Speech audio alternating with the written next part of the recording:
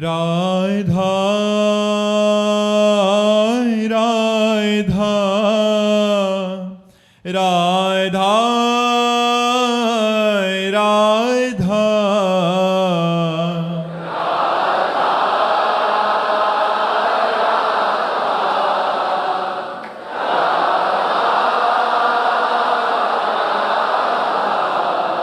हाय राधा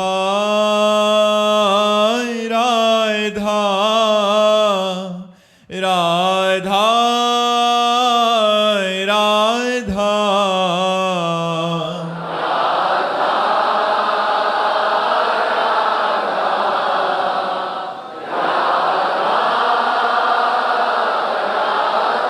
श्री राधा वल्लभ लाल की, समस्त संत हरि भक्तन की, श्री वृंदावन धाम की, सतगुरुदेव भगवान की। हेमंत जी दिल्ली से। राधे राधे महाराज जी। महाराज जी, संसार में व्यक्ति सुखी कैसे रह सकता है? अरे बहुत बढ़िया उपाय, मनुष्य जन्म मिला, खूब भजन करो, देखो सुखी रहोगे। हम बड़े सुखी हैं बच्चा, हमसे बड़ा सुखी कोई नहीं है। और आपका तो रोज डायलिसिस होता है महाराज। ये कोई दुख है? अरे मन सुख में लगा हो, शरीर का डायलिसिस होता हो तो क्या फर्क पड़ता है? और मन दुख में लगा, ये दुखालयम अशाश्वतम, संसार दुखमय है। संसार में मन लगा हुआ है और आप शरीर से स्वस्थ हैं लेकिन हृदय जल रहा है। एसी में बैठे भी जल रहे हो हृदय से। ईर्ष्या, द्वेष, राग, काम, क्रोध, भय, चिंता, शोक, मोह, यहाँ कुछ चिंता नहीं। चाह गई, चिंता गई, मनुआ बेपरवाह, और जिनको कछु न चाहिए वो साहन के साह। हर समय हृदय में परमानंद की बाढ़ रहती है। ये हम भगवान के बल से कहते हैं, नहीं अपने हृदय की बात नहीं की जाती। जैसे किसी नवीन लड़के को उसके मनोयोग मित्र मिल जाए तो कैसा फूला घूमेगा, उससे करोड़ों गुना हमारे हृदय में आनंद की उफान आती रहती है। इसलिए इडनी किडनी ये सब कुछ नहीं, एकदम आनंद मस्त एकदम हम रहते हैं। अभी प्राण निकल जाए कोई परवाह नहीं है, चाहे जितना कष्ट तो रहता है। हम इस होश में नहीं रहते। जहां तुम होश में रहते हो वहां हम बेहोश रहते हो, जहां हम होश में रहते हो वहां तुम बेहोश हो। इसलिए हमें कोई फर्क नहीं पड़ता। सच्ची मानो यार, अगर सुखी होना है तो भगवान की शरण में होकर भजन करना सीख जाओ यार। महाराज जी, आपको बिल्कुल टेंशन नहीं होती? किसी के घर में 4-5 जने होते हैं, आपके तो ऐसे शरणागत जो आपके आश्रित हैं, तो आपका कोई चिंता नहीं? कोई पाई भर की चिंता नहीं, खूब मौज मस्त रहते हैं, हमें कोई चिंता नहीं। हमें ये भी विश्वास है कि हमारे बाहरी व्यवहार का भी भरण पोषण मेरे ठाकुर जी कर रहे हैं। किसी से मांगना नहीं है, किसी से जांचना नहीं है, और भगवान देते हैं, सब पार कर रहे हैं। भगवान का भरोसा, जिसने इस सृष्टि को बिना किसी सहयोग के स्वयं रचा है, हम उस परमात्मा की शरण में, वो हम शरणागतों का पोषण नहीं करेंगे, भरण पोषण नहीं करेंगे। इसलिए निश्चिंत, चिंता तो जीवन में कभी नहीं हुई। हाँ, ये एक चिंता हमारे जीवन में आई थी, जब किडनी फेल हुई तब ये चिंता हुई कि कहीं मुझे अधिक पीड़ा से पीड़ित देखकर लोग मुझे वृंदावन से बाहर न ले जाएं। इस बात से परेशान हो गया था कि हे प्रभु, कहीं ऐसा ना हो कि अधिक पीड़ा हो और मैं बेहोश हूं और लोग मुझे दिल्ली, कलकत्ता, बंबई ले जाए। तो भगवान ने वो व्यवस्था, वो भय भी खत्म कर दिया। वृंदावन छूटने का डर था कि कहीं किडनी अपना स्वरूप ऐसा ना प्रकट कर दे कि लोग मुझे वृंदावन से बाहर ले। और आज तक कोई चिंता नहीं, भगवान निश्चिंत किए हुए हैं, सब कुछ चल रहा है, सब आनंद में चल रहा है, कोई चिंता नहीं। अन मांगे आगे आवेगो, जीव पल लागे पल को। बिना मांगे सारी व्यवस्थाएं भगवान पूर्ण कर रहे हैं। अब आप सोचो कि आप गृहस्थ हो, आप तो बाबा जी हो, आपका चल रहा है, नहीं। चक्रवर्ती सम्राट अम्बरीश जी हर समय भगवान की सेवा और स्मरण में रख, और पूरा सम्राट पद का संचालन भगवान के द्वारा हो रहा। जो भगवान के सहारे होता है, भगवान उसके लौकिक कार्य भी कर देते हैं। एक प्रसंग आता है जयमल जी का कि उन्होंने नियम लिया था, 10 घड़ी 4 घंटे का नियम लिया था कि जब हम ठाकुर सेवा में जाएंगे, अगर उस समय कोई हमारे ठाकुर सेवा में आकर हमसे बात करेगा तो उसकी गर्दन उड़ा दी जाएगी। मतलब इतना एकांत ठाकुर सेवा हो कि कोई हमें विक्षेप न पहुंचावे। ये बात जब विरोधी राजाओं को पता चली, जयमल जी बड़े बलवान राजा थे और वो उस समय पूजा में होंगे, 4 घंटे निकलेंगे नहीं, तो विरोधी राजाओं ने उसी 4 घंटे में आक्रमण करने का निश्चय किया कि जब राजा अपनी पूजा गृह में चले जाएं तो आसपास से उनके राज्य को घेर करके और उसको अपने कब्जे में कर लिया जाए, बाद में राजा को बंदी बना लेंगे। जब सेना परास्त तो राजा बंदी तो बन ही जाएगा। घेर लिया। गुप्तचरों ने तुरंत सूचना दी कि नगर को घेरा जा रहा है, चारों तरफ से आक्रमणकारी सेना आक्रमण के लिए उतारू है। आदेश मिले तो हम उनके साथ युद्ध करें, बिना राजा के आदेश के युद्ध कैसे हो सकता है। अब सेनापति परेशान, सब परेशान कि जो जाएगा पहला होगा कि उसकी गर्दन उतार दी जाएगी। अब उन्होंने अपनी परेशानी राजमाता से कही कि शायद है कि आपके ऊपर वो क्रोध ना करेंगे, आप माता हैं, आप जाकर केवल इतना आदेश ले आइए कि हाँ आक्रमण करो, बस फिर हम देख लेंगे। फिर तो बलवान सेना थी, वो वहां गई तो इतनी तन्मयता से ठाकुर सेवा में लगे थे कि उनकी हिम्मत नहीं पड़ रही थी कुछ कहे। काफी समय व्यतीत होने के बाद कहा बेटा, तो उन्होंने पीछे मुड़कर देखा,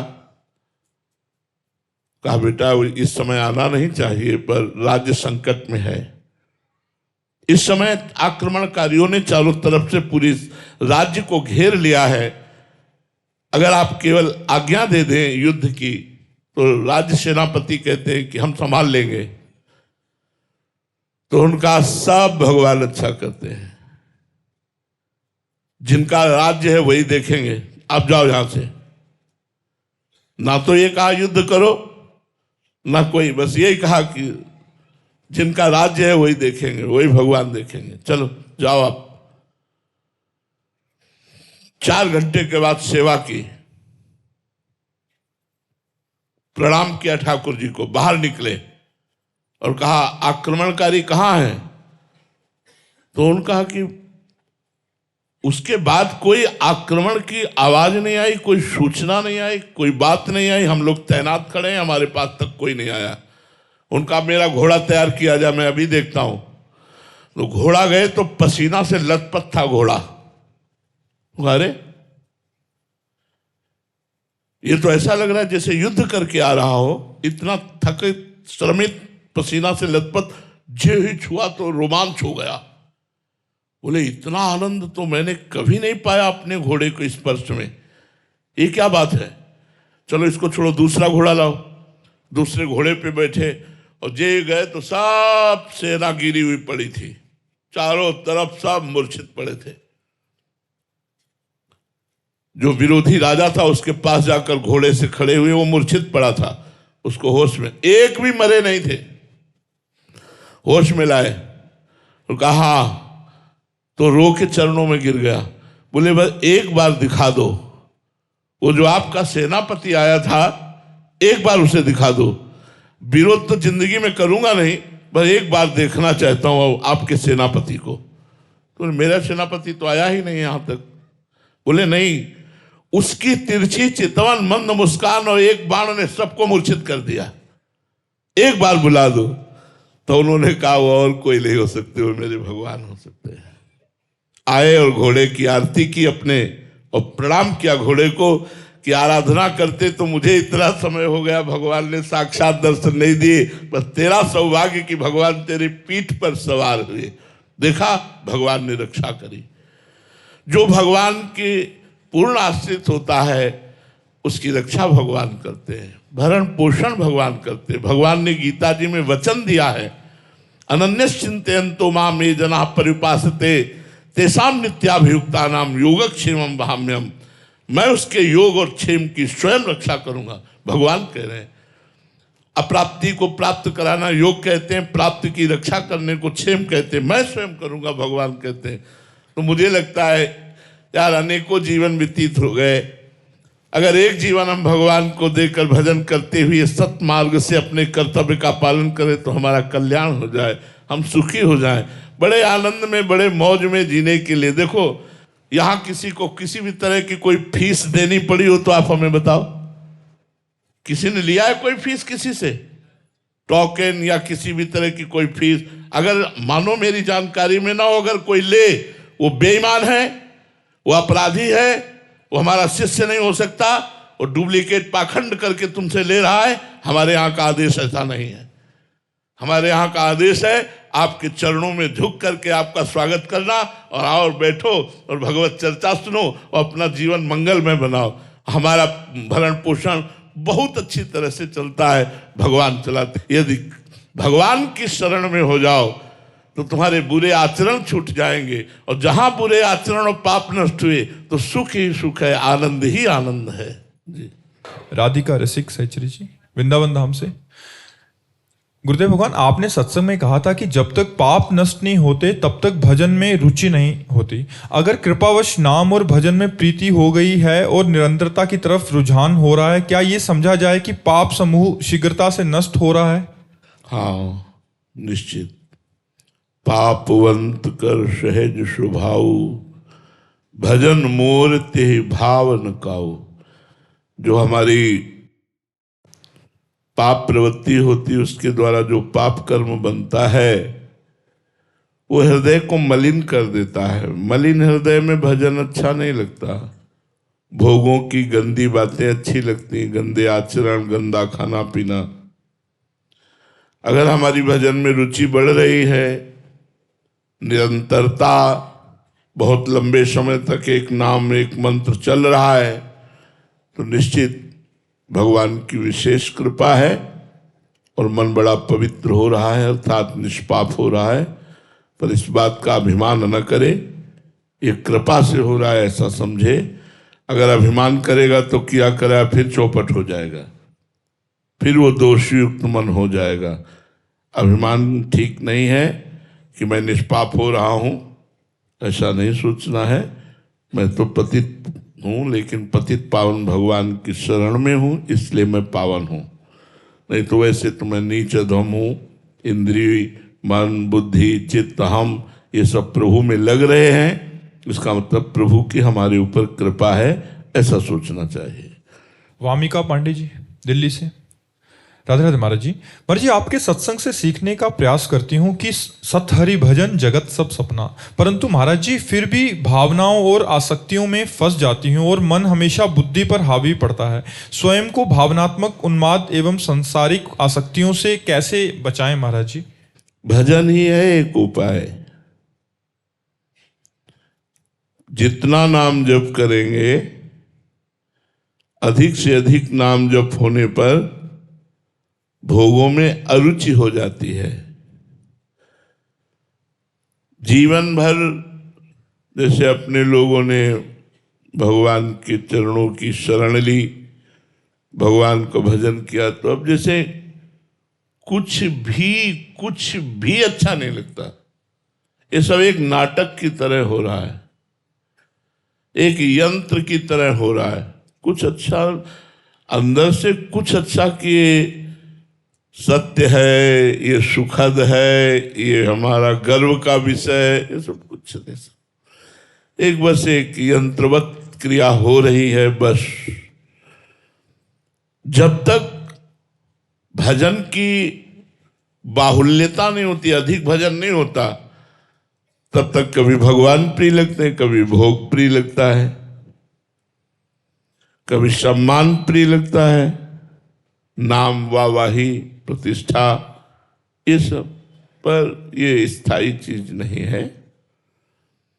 मात्रा स्पर्शास्तु कौन्ते शीतोष्ण सुख दुखदा, आगमा पाइनो अनित्यास्तास्तितिक्षस्व भारत।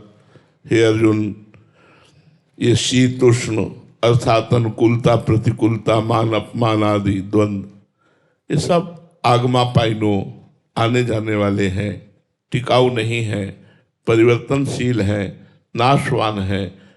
इसलिए इनकी द्वारा जो वेग आता है, उसमें जो मन में व्यथा होती है, उस व्यथा को जो सहन कर लेता है उसका भजन आगे बढ़ जाता है।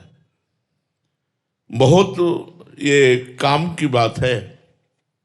जब काम का वेग आवे, क्रोध का वेग आवे, भूख का वेग आवे, प्यास का वेग आवे, सर्दी गर्मी आदि जितने भी द्वंद्व हैं, सहना सीखना चाहिए। तास्ति तिक्षस्व भारत, भगवान सामने हैं, पर वो चाहते हैं अपने जनों से कि वो सहना सीखें।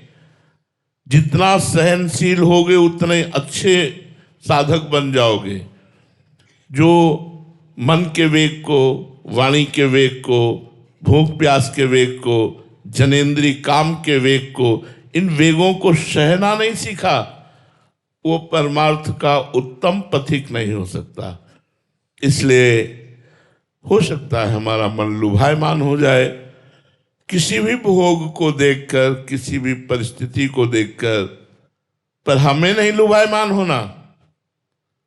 मन का लुभायमान होने से कुछ हमारा बिगड़ने वाला नहीं। अगर हम मन के साथ लुभायमान हो गए तो बिगड़ जाएगा। तो थोड़ा हमको मन से अपने को अलग देखना होगा। हम मन नहीं है, हम इंद्री नहीं है, हम प्राण नहीं है, हम भगवान के अंश हैं, हम आत्मस्वरूप हैं, हमारा स्वरूप ब्रह्म स्वरूप है।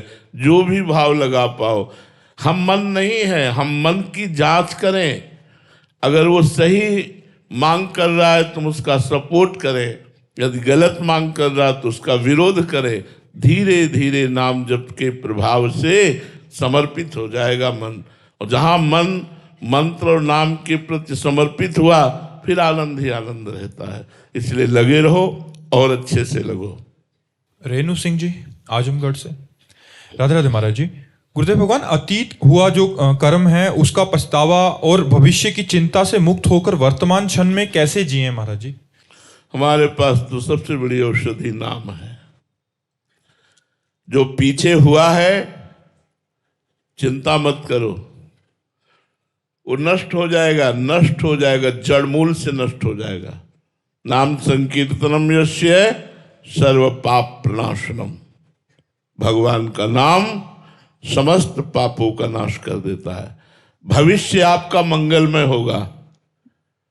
भाव कुभाव अनखालशहु, नाम जपत मंगल दिशि दशहु। दसों दिशाओं में कहीं भी रहोगे तुम्हारा कोई बाल बाका नहीं कर सकता, तुम्हारा मंगल होगा। लोक परलोक की सारी सुख सामग्री आपको प्राप्त होगी यदि नाम जप कर रहे हो। भगवान से जुड़ो, अपने चित्त को भगवान के नाम रूप लीला गुण धाम से जोड़ो। हरिः शरणम हरिः शरणम, हर समय भगवान की शरण में रहो, सब ठीक हो जाएगा। ये भूत भविष्य की चिंता करते हुए वर्तमान को नष्ट कर देना मूर्खता है। जो हुआ सो हो गया, जो होना होगा देख लेंगे। वर्तमान में तो राधा राधा बोले, वर्तमान को तो सार्थक करें। हम यदि वर्तमान में भगवान का भजन करेंगे तो हमारा भूत भविष्य दोनों पावन हो जाएगा। भूत तो पवित्र हो ही जाएगा, हमारा भविष्य भी मंगल में पवित्र हो जाएगा। इसलिए नाम जप करो, शास्त्रों का स्वाध्याय करो, संतों का संग करो, पवित्र भोजन पाओ, सब ठीक हो जाएगा। डॉक्टर अनिरुद्ध भूषण जी नारायणगढ़ से। राधे राधे महाराज जी। महाराज जी, आप कह रहे हैं कि आप एक बड़ा हॉस्पिटल चलाते हैं। महाराज जी कह रहे हैं कि अपना काम बहुत ईमानदारी से करता हूँ। वहाँ अमीर लोग पैसों का डिस्काउंट अपनी पहुँच से करा लेते हैं कहीं जुगाड़ लगा के, जबकि गरीब पूरा पैसा देता है। मुझे ये पैसा लेते बहुत अपराध बोध होता है, शायद जीवन में गलत कर रहा हूँ और डॉक्टरी के इस प्रोफेशन को छोड़ना की सोच। नहीं, छोड़िएगा नहीं, छोड़िएगा नहीं। बहुत बहुत बढ़िया कार्य कर रहे हो। हाँ, ये जरूर है कि जो धनी वानी पुरुष हैं उनको चाहिए कि ऐसे अस्पतालों में जहाँ गरीबों की सेवा की जाती हो, आप अपना बीमारी का पैसा तो दे ही, हो सके तो कुछ और भी सहयोग करें। और गरीब जो पैसा नहीं दे सकते हैं उनको कुछ फ्री दवा, बिना फीस के उनसे बातचीत करना, उनके रोग को जानना, बिना पैसे के उनके खून की जांच हो जाना। अगर ऐसी व्यवस्थाएं आप कर सको तो आपका जीवन धन्य हो जाए। अगर एक गरीब की सेवा बन गई तो बहुत बड़ा। ऐसा ही अस्पतालों में होना चाहिए कि भाई कुछ लोग धनी हैं जिनके पास व्यवस्था है, उनको तो देना ही चाहिए, ईमानदारी से देना चाहिए, और जिनके पास नहीं है तो आपको देखना है कि आप ईमानदारी से उनकी यदि डॉक्टरी करवा सके, उनको औषधि दिलवा सके, तो बहुत बड़ा पुण्य का कार्य होगा। आप और कोई कार्य करने की मत सोचे, बहुत बड़ा पुण्य का कार्य है किसी बीमार को दुख निवृत्ति कर देना। कोई बहुत पीड़ा से युक्त है, आपने औषधि दिलवा दी, भगवान की कृपा आप पे होगी, आप निश्चिंत रहिए। अगर सत्कर्म कर सकते हो तो करो। ये बैंक बैलेंस तुम्हारी गणना में आ रहा है, मरोगे तो चवन्नी नहीं ले जाओगे यहाँ से। अभी सत्कर्म कर लो, ऐसे अस्पतालों में, ऐसे चैरिटेबलों में, ऐसे स्थानों में दान करो जहाँ हजारों भूखों को भोजन दिया जाता है, बीमार लोगों को दवाइयाँ दी जाती हैं, हजारों हमारी गौएं ऐसे भटक रही हैं, उन गौओं के लिए गौशाला खुलवाओ, चारा डलवाओ, संतों को भोग लगाओ। यही पैसे का महत्व है यार।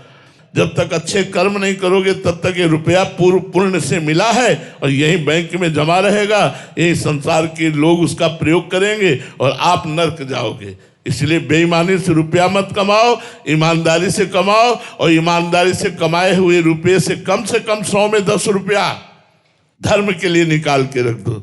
गौ सेवा, साधु सेवा, बीमार सेवा, इनकी सेवाओं में रख दो। ए भाई, मत छोड़ना, अस्पताल मत छोड़ना, जरूर, हाँ आप जरूर चलाना, बिल्कुल चलाना, और उत्साह पूर्वक चलाना, इसको बंद मत करना। इससे बहुतों की आप सेवा कर सकते हो, जो अनाथ हैं, असहाय हैं, गरीब हैं और दीन दुखी हैं, वो बीमार हो के आ रहे हैं, आप उनकी जरूर सेवा कीजिए। ये बहुत बढ़िया सेवा का स्थान है, इसको छोड़ना मत, ठीक है जी। प्रशांत शुक्ला जी, ग्वालियर से। राधे राधे महाराज जी।